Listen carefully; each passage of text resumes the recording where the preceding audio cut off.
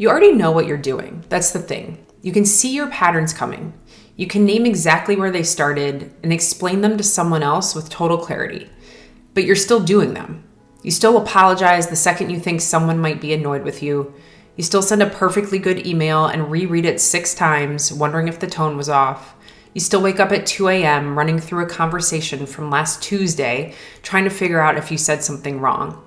You know your anxiety. You've studied your perfectionism.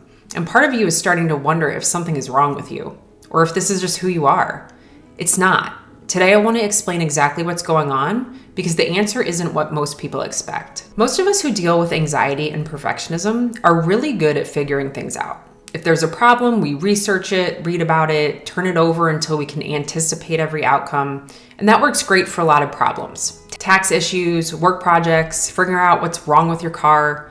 But anxiety and perfectionism aren't information problems. They're not happening because you don't know enough. They're happening in a part of you that doesn't respond to logic. Imagine someone who's terrified of flying. They've read all the statistics. They know planes are the safer choice. They can explain why turbulence happens. And they're still white-knuckling it for the entire flight. Why? Their fear isn't sitting in the part of their brain that processes facts. It's somewhere older, deeper, and faster. And that part doesn't care what they've read. Your anxiety and perfectionism work the same way. The part of you that panics when someone seems disappointed in you, or that can't stop editing something you've already checked 5 times, that part isn't running on your current logic. It's running on old operating systems formed long before you had the words to question them. And here's what that looks like in your brain. You have a thinking part, the part reading this right now, the part that can say out loud, I know my worth isn't tied to my productivity. And then you have a much older, more automatic part. This one doesn't think in words. It thinks in threat or no threat. And it's always scanning. Am I okay? Am I going to be rejected? Am I enough? And it makes those calls so fast that by the time your thinking brain catches up, you've already reacted. Those two parts don't automatically talk to each other. So your thinking brain can learn something new, and your older threat scanning brain can keep doing exactly what it was already doing. For people with anxiety and perfectionism, that older part learned early to stay on high alert for anything that might mean you've fallen short or disappointed someone. Maybe in a home where approval felt conditional, or maybe from a parent who was hard to read. Whatever the origin, that part of you learned to keep performing, keep managing, and keep monitoring. And it's been doing that ever since, regardless of what your thinking brain now knows. I worked with a client I'll call Diane. Diane is a physician with over 15 years of practice. She's the person her colleagues come to when they're not sure what to do. And every time she had to present at a department meeting, she'd spend the 2 days beforehand rewriting her notes. Her notes weren't wrong. She'd already checked them. She'd go back anyway, convinced that if she didn't have every possible answer memorized, someone in that room was going to figure out she didn't belong there. The night before, she couldn't sleep. What if someone asked her something she didn't know? What if she stammered? What if she said something stupid? She knew it was perfectionism. She knew where it came from. A father who was a physician himself, who treated her achievements as reflections of his own success. She could tell me all of that. And then the next department meeting would come, and she'd be back at her desk at midnight, rewriting notes she'd already written 3 times. She said, I don't understand why knowing this doesn't help.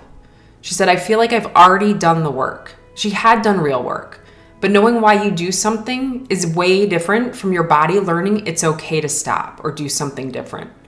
Diane's thinking brain had updated, but the older part of her hadn't gotten the memo yet.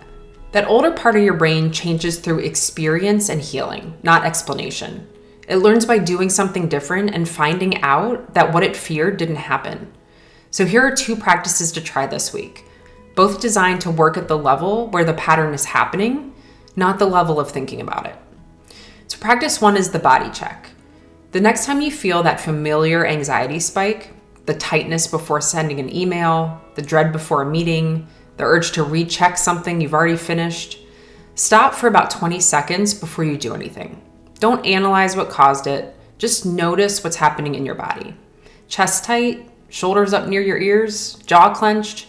You're not trying to fix it. You're creating a small pause between the trigger and the reaction. And that pause is where change eventually gets made. Practice 2 is one small thing left undone. So pick one situation this week where you'd normally overdo something to manage how someone might feel about you.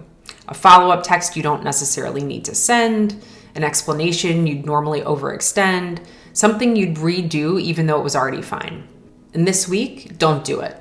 The goal isn't to prove something to yourself, it's to give that older part of your brain a chance to find out what happens when you don't follow the old rule. Most of the time, nothing bad happens, and every time that's true, your brain files it away. Tolerating that discomfort is how the update gets made. If you've been doing real work on yourself and you're still stuck in the same patterns, the work wasn't wasted. Understanding your anxiety, naming your perfectionism, tracing where the people-pleasing started, that's a real and necessary part of this. That's awareness, and that's the first step toward change. What you're running into is the gap between the part of you that understands the pattern and the part of you that's still living it. And closing that gap takes a different kind of work, slower, more experiential, and less about thinking. Awareness is the door, but what you're after is the room. If you want to go deeper on the specific beliefs that are running your patterns and how to start working with them, I wrote a book called Unpacked, How to Detach from the Subconscious Beliefs That Are Sabotaging Your Life. It's a structured walkthrough with exercises you can use. The link's below. And drop a comment. What's the pattern you understand and still find yourself doing? I read those, and they genuinely inform what I create next.